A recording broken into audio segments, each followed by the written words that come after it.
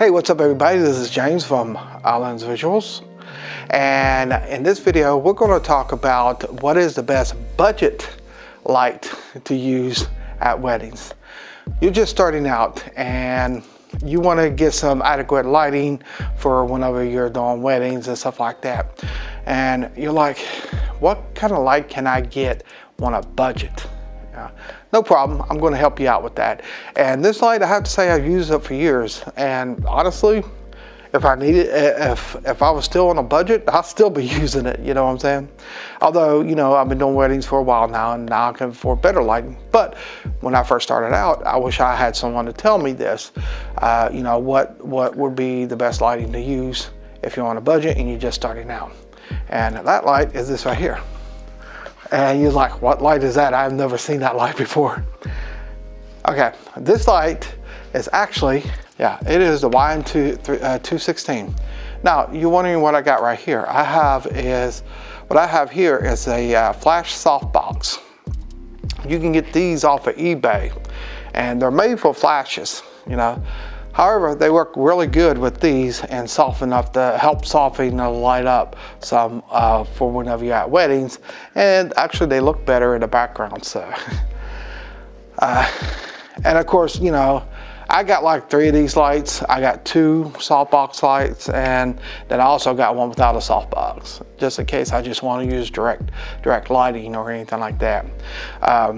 These right here, I really love this right here. It helps soften up the light on the skin and stuff like that.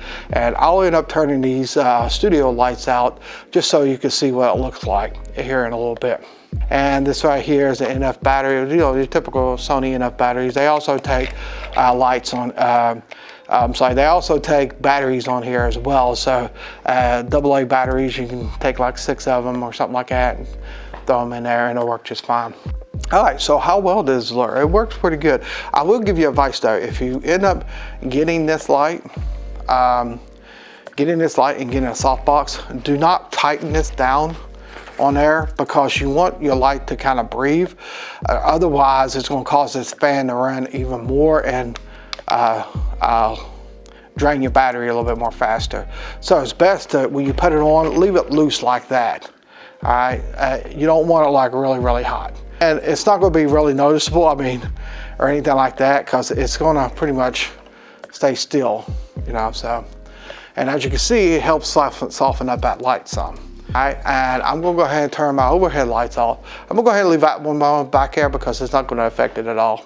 All right, so as you can see now, it's nice and dark and everything. So let's go ahead and turn this light on. All right, I just turned that on. See, it's pretty bright. It's pretty bright light. So let's go ahead and put it somewhere where it's going to be, well, it's going to look a lot better. All right, so, okay.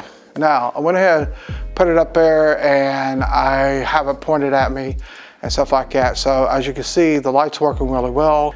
When you use it at a wedding, it's going to look really nice and stuff. It's going to be bright enough, you'll be able to light up your subject and stuff like that.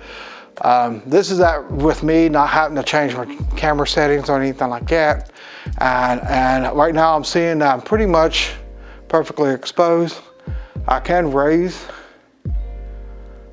it up just a little bit to, you know, just to make it perfectly exposed, because right now I'm actually in a -3 on my exposure meter, and I have f4 on my aperture, and I am actually filming in 24 frames a second, so I got 1/50th on the shutter speed, and my ISO is at 800. Now let's say, let's pretend like I'm filming in 60 frames a second. All right, so I'm gonna make my shutter 1/25th of a second. All right, and my ISO is at 800. All right, and right now it's at a -1. All right, so I can bring my ISO up a little bit. This is a Sony, by the way.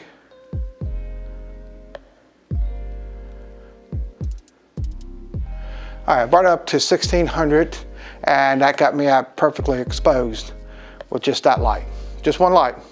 That's why, I mean, I highly recommend you get more than just one light. you know, because I mean, you're pretty much going to need it. All right, so let me tell you about my experience at weddings and what I typically need to do. Hi, this is Future James here. I kind of misspoke earlier whenever I was talking about my camera settings and stuff. I basically was talking about what I typically will try to change my ISO to if I didn't really have these lights, or what the max limits I try to stay at. Typically, if I have these lights out, I don't have to put my ISO up too much. Sometimes maybe around 800 or something like that. And I get really good lighting.